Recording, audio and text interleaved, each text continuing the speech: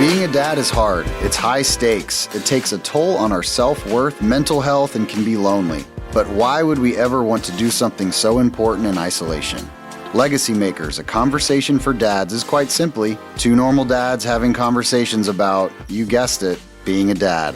The highs, the lows, and the learnings along the way. We are four dads. We want to remedy the deficiency we see in community for dads, and we want to ruthlessly encourage dads on their journey to build lasting legacy for the faces they love the most.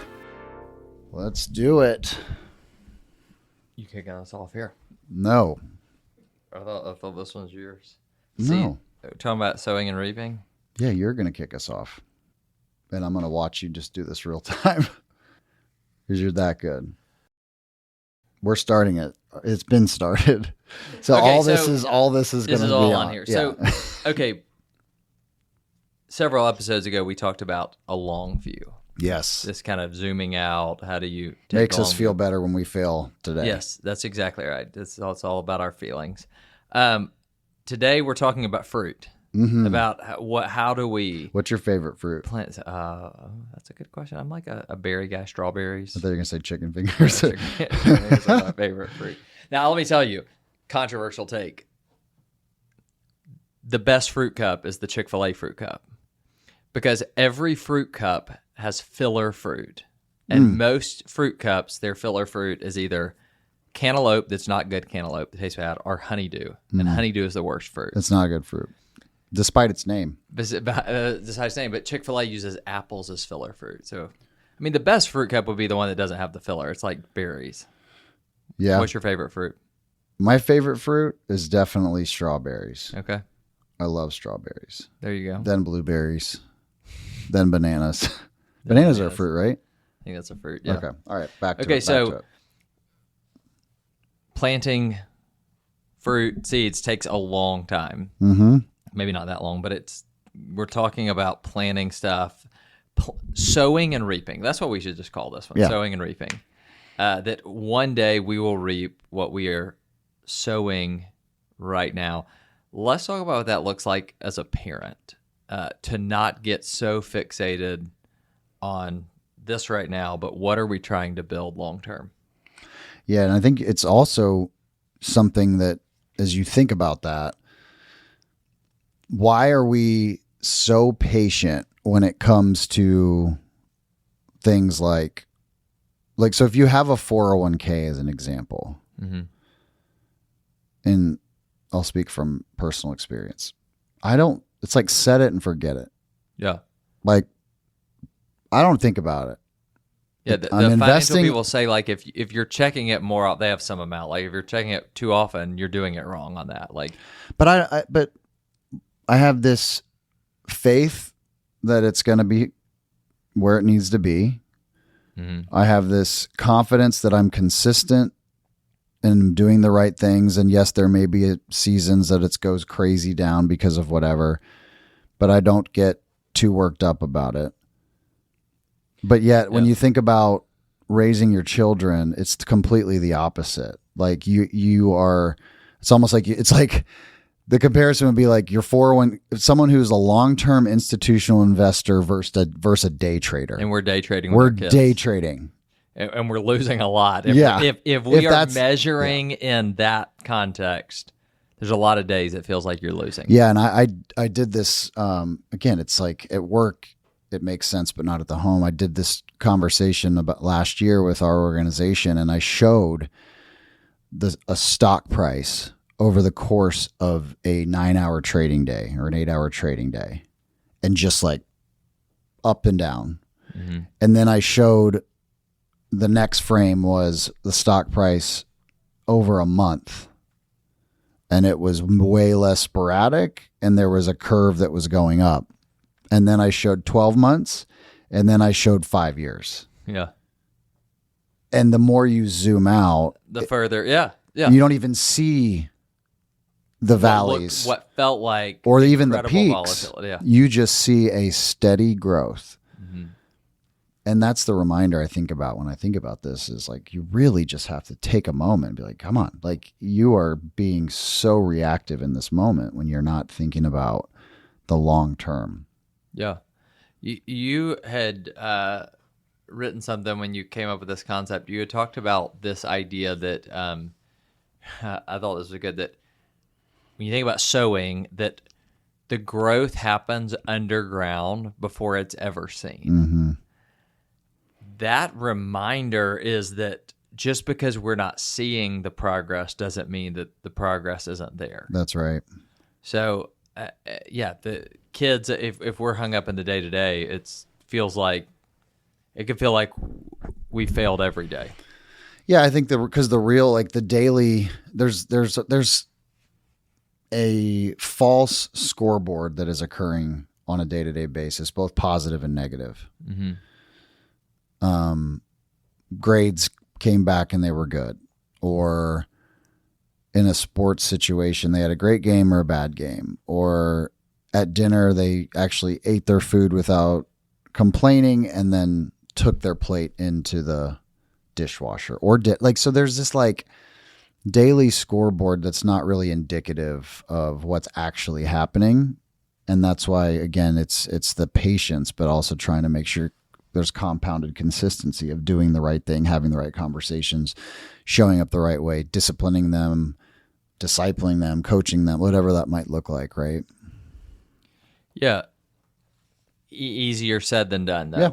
Because this is like... That's why we're talking about it, you know? I mean...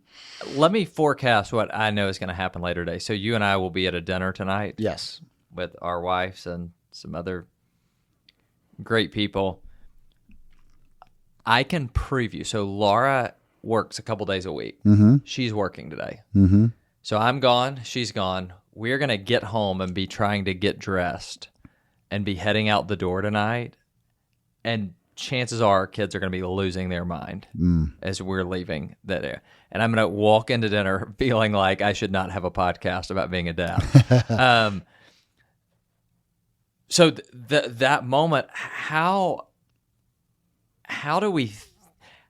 You were able to zoom out and look at that picture of the 401k.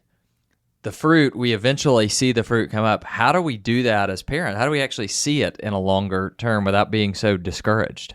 Because I can't wait till, like, if the advice is wait till they graduate, like, that's really discouraging to me. No, I think yeah, totally. Yeah, it's like, let's just get to 18 years from now. The pause is really important because the pause allows you to think clearly without reacting. But I think, Kevin, what I would say is we have to continue. It's that, why do you pray daily, right? Like, it's that check-in. It's the taking a step back. It's the humility of like, okay, there's something going on bigger than me, and the acknowledging of that. Why do we practice gratitude? Why do we do these things? I think we have to do the same as dads. Like, I'm not saying you should, when that happens this evening, you should just like sit and be so thankful that there is chaos in the house but like accepting that there's going to be ups and downs, and how you show up in the downs, like the chaos of that moment, is actually more important than how you're going to show up when things are great. Like, how are you going to show up, calm it all down, feel good about that, and that's how you make progress. But it's more about not losing our encouragement and staying the main thing being the main thing on how we are molding what we want to see in 18 years.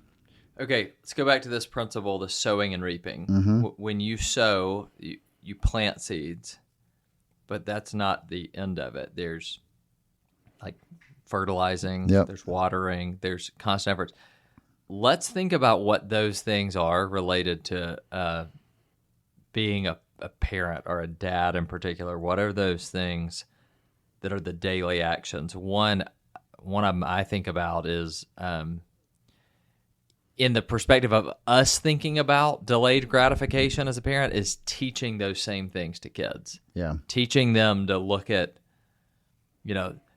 showing them how something they do now is going to pay off down the road, connecting back when they actually do the thing the right way and going and saying, hey, remember we've talked about this before. Yeah. So, I mean, I would go, Camden has really fallen in love with fishing, and so he goes and fishes, and Are you a fisherman? No, but I can, he's better than me now. It's amazing to see what he's like the last 90 days. He's really got obsessed with it. But the first day going down there, basically, I almost think about this like we have these points of inflection in all of our kids' lives, and some of them are big and small. There was a point of inflection that occurred when his first time fishing with me on the dock that it could have been extinguished, and that would have been the never wanted to fish again, or it's now going to something that he wants to do and he loves, and that's what he wants for his birthday, and we're going to Colorado as a family and he wants to go fly fishing. Like, but how I showed up in that moment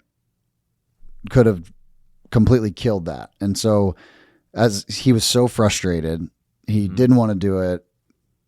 I suck at this. I hate this. This is not fun. But you show up in a way like, okay, but try it this way. Be patient. Let's try this bait. Let's do. And there's moments like that for our kids. Did you end up catching fish the first time? He ended up doing a little bit, but like we went back the next time, and sure enough, the next time it's like playing golf. You have a terrible day of golf. You get one great shot, and you're like, okay, I'm coming back now, right? Like, and now this is something that's important to him, and he loves it. But then even 2 nights ago, I was talking to him about it. He was telling me the story about this, what he said to be a 7-pound bass, which I think is probably 2 pounds, but it doesn't matter. And I said to him, do you remember 3 months ago when you were ready to quit? Mm-hmm. Like you could have missed all of this. That's the connection. The teaching point. Yeah. So it's a reminder for us, but reminding them of those pieces, because that's a principle that they'll apply in other areas of life. And for him, making the connection that even though I had to push him, and Brittany's done a great job of like keeping him encouraged, that then he gets to wear that. I persevered. I was going to quit. I kept going, and now and I've seen it. Like, so tennis lessons, Brittany and Megan, but tennis lessons, he kicked and screamed. I didn't want to do it. He loves it. So even this morning I was come here and he was doing tennis lessons and he was so excited. And I said to him, do you remember like 3 weeks ago when you were giving your mom such a hard time about this? So here's the thing. I do what you are describing, but sometimes in a sarcastic and negative way. And this is a good challenge for me to do it in a positive way. Yeah. Where I'm calling back, like, remember when you threw the temper tantrum when you wouldn't do this and you said but I think we can highlight that, but do it in a positive way to say like, so the next time you're saying, I can't do this or I don't want to do it. Like, and I think Benny does too, but Cam like rolls his eyes, but I know it's sticking. Yeah. Like I left today saying like beginner's mindset. And he's like, oh, like all your things. I'm like, no, buddy, let me tell you why this is important. Like I'm proud of you. Yeah. You fishing and tennis in the last 4 months were completely new to you.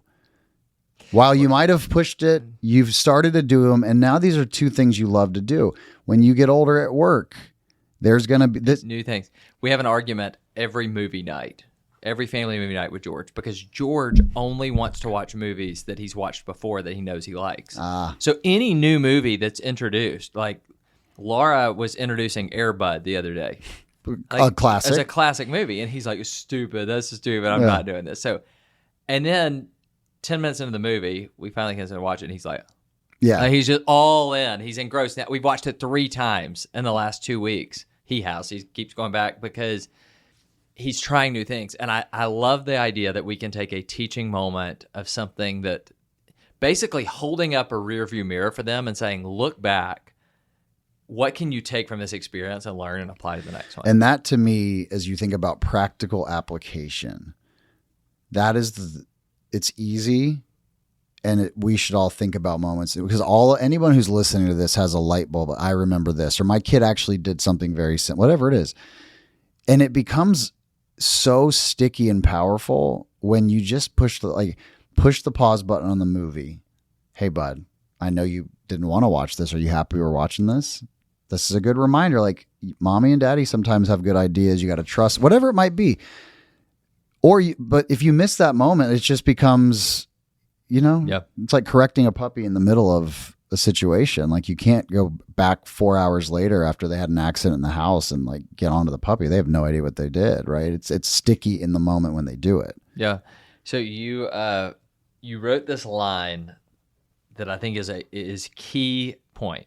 You said, reframe discipline as discipleship. Yeah. Now, discipleship is like a churchy kind of term, so maybe we need to.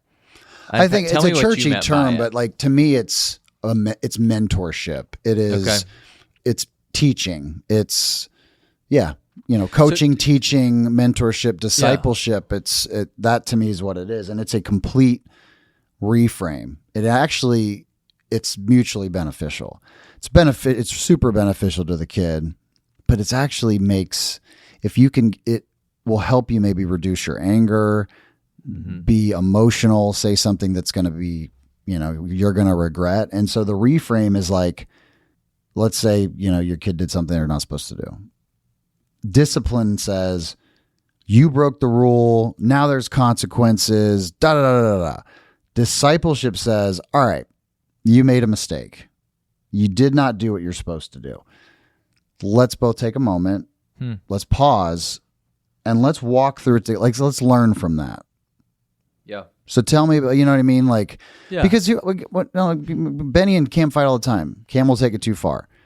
And he's not wrong for getting upset because his brother pushes his buttons. But I can either send him to his room, scream at him, or it's like, dude, take a minute for a second. Tell me when just take a minute.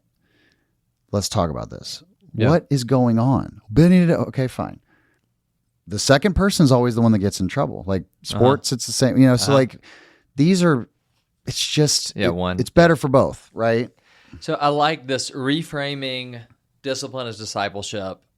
Grew up in church. I've heard this term discipleship all my life, and I didn't really understand it. And my friend Paulus, he defined discipleship for me this way. He said, discipleship is just the transfer of truth through relationships. Oh, I love that. So the transfer of truth, all you're doing is speaking truth, but you're doing it with a relationship. And he was always, I guess, encouraging the fact that you'll never do it effectively if you aren't in relationship with each other.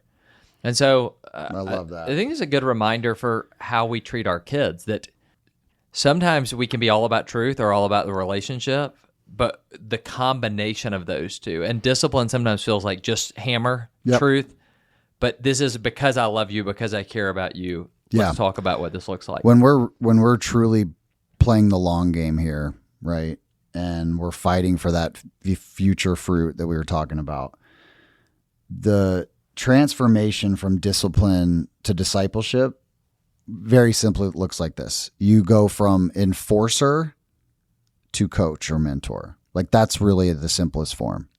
And let me just pause on that one, though, because I just want to be honest. I think that changes as they get older. It does. Absolutely, because it does. There is this idea of coach. I am watching. Let me tell you. We get almost all of our groceries delivered. I don't spend a lot of time in a grocery store anymore. Same. But the last time I was in a grocery store, I felt better about my parenting because I'm watching these other people that are trying to coach their 2-year-old that didn't need a coach. They needed a correction. Correct. So at a younger age, there is an enforcer. But as you get older, moving to that coach piece. Yeah, it's that whole you parent your children tight early and then you release as they get older versus trying to be super open and then try to narrow the funnel later. I think the other thing I would say is I think about this disciplinary discipleship. But it's connection before the correction, right? What do you mean by that? So Camden hits his little brother or whatever the issue is. Correction immediately is I'm off the handle. What are you doing? Are you kidding me? We all feel it. Camden, come here. Let's both pause for a second. You know what I mean? That, there's a vast difference in that. So connection before the correction, ask before you tell. So I'm trying to do a lot of this with the boys. It's I think I know what happened in my mind. I'm pretty sure. And I'm probably 9 out of 10 times I have it right. But I'm tell me what happened. And then the one's well, I'm not talking to you right now. You tell me what happened. You tell me what happened. Let me tell you what happened. Yeah. Right. But okay, let them ask, but don't tell. And then teach, don't just punish. Now, I'm not saying don't punish. Yeah, I think this is a good thing to pause right here. We're not saying no discipline, no correction, no punishment, soft parenting. But you got to connect before. You can just do the correction. There's nothing wrong with that. But I'm telling you, to be effective, to be more effective, connect before you correct, ask and get input before you assert and tell them what happened and get, do your thing. That's good. Because there may be an input you don't actually have and you need it, and it allows them to voice their side versus it's always dad's opinion, And then I don't care really the order, but like make sure there's a teaching moment in the punishment at some point, whether it's before or after. There's if by definition, if they messed up, then there's a teachable moment in there. There's a way to course correct. And to me, these are really fundamental things as we think about the long term. I think those are good. And then just remembering that each of those, even though it may seem like at a younger age, their eyes are glazing over, or at an older age, they're rolling their eyes about what you're saying. Yeah. That this is planting a seed that they will remember long term. Like this is something that I think you're seeing this with at least your oldest, maybe your oldest too. As they get down the road, you start to see things that you taught them when they were younger that they're putting into practice. And I feel like that's the gratification or the mile marker as a dad that hopefully gives us the encouragement to keep going. I think about let's just practically think about ourselves. How much growth have you experienced as a person in the last 10 years? I mean, across different facets of your life. Yeah. Professionally, spiritually, relationship with Laura. Like there's a lot of things I would imagine that there's been some impact. There's probably some significant change. We forget that our kids are going through, they deserve the grace and the patience to allow them to go through what they're going through as well, and to have that growth. Yeah. Versus, I've told you this before, why can't you understand this? I think about people that have worked for me, and I think about just conversations of, hey, I think these are some things you got to focus on. And they've completely, 12 months later have made such growth. But if I wanted that growth in 2 days, they weren't capable of that. Yeah. We sometimes expect something of our kids we'd never expect of adults or ourselves. That's exactly right. It's good. It's a good reminder. I like this idea of moving from discipline to discipleship and making sure that we are planting seeds and cultivating things that we'll see fruit in the future. Yeah. Hopefully good fruit, not honeydew. No, honeydew should be outlawed. It should actually be turned into a vegetable. There you go. All right. Thanks for listening to Legacy Makers with Kevin Scott and Eric Blumenthal. Make sure you download and subscribe wherever you get your podcasts. This podcast is a production of BG Ad Group. All rights reserved.